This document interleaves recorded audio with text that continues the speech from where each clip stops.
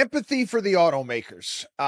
Again, it's hard to get empathy for them. Hard to feel bad for companies that have gotten bailed out by the taxpayer. But I've said it before here on the program.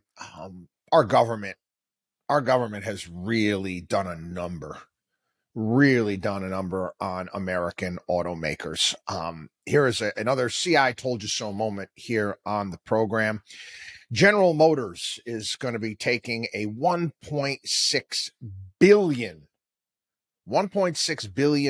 charge on write-downs on EVs. GM has said that the end of government-funded subsidies and regulatory mandates that push them into electric cars, they're going away, and they're not going to sell them.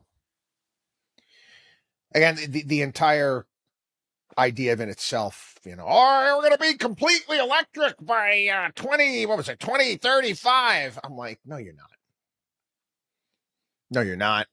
It doesn't add up. We talked about how they were putting the cart before the horse, and we don't have the charging stations. We don't have the electrical capacity. People aren't going to, all of a sudden decide they're going to want to all buy these cars. A lousy $7,500 credit helps, but it's nonsensical. This is not going to work.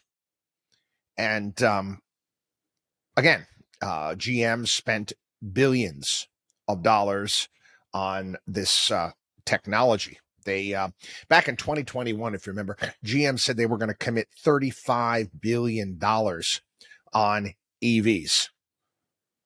Yeah. New models, EV battery development, converting traditional auto factories into EV plants. Again, over. There's not even CAFE standards before. I made fun of these things years ago.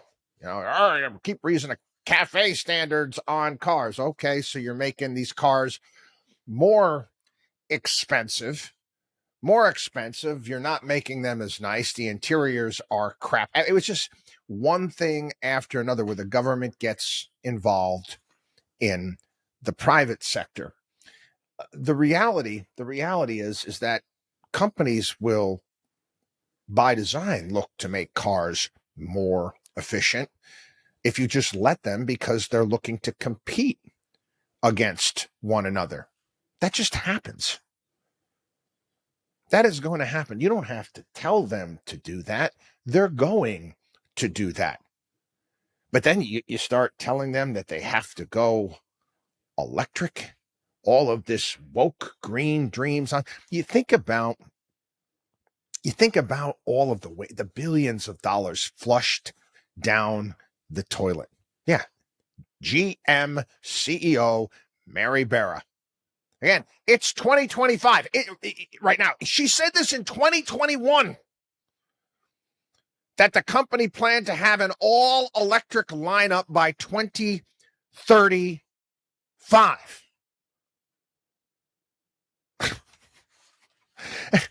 And some of these things, here in America, with the SUVs and the pickup trucks and all of this stuff, it didn't make any sense whatsoever. And not that, again, I've said this before, I don't have any problem with electric vehicles.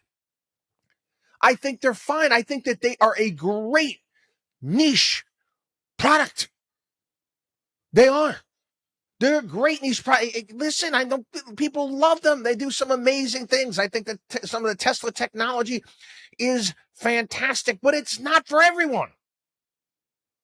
I gave this example before. A good buddy of mine, he got himself a Rivian.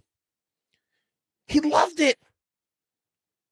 EV, high-end, electric's expensive, Rivian, got all sorts of bells and whistles, all this stuff. He got rid of it. Well, he loved it. Why did he get rid of it? Well, his kids are all graduated from college now, and he and his wife are going to be visiting them. They want to be on the road longer, and it's just too much of a pain in the butt to find charging stations and everything that goes along with that.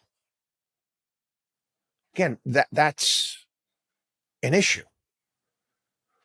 That's an issue. You have to let the market decide. As soon as you start seeing, say, oh, we're going to have to, we're going to put up all of these. Remember Pete Buttigieg and the billions of dollars we spent on chargers around the country? None of them went up. None of them went up. And you would think that, geez, people are buying electric vehicles. Why aren't these various different fueling stations and roadside rest areas along I-95 and various highways around the country, why aren't they jumping all on board and actually building these things out themselves? Because they're going to lose money.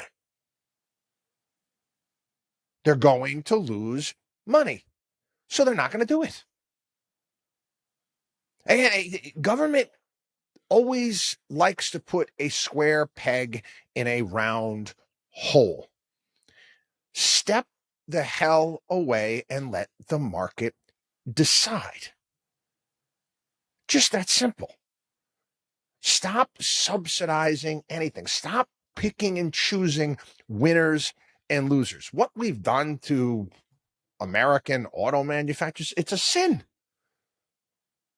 What we have done, telling them what to make, how they're going to do things, basically Luca Brasi making them an offer they can't refuse. And I as far as the CEOs of these automakers, for crying out loud, again, weak.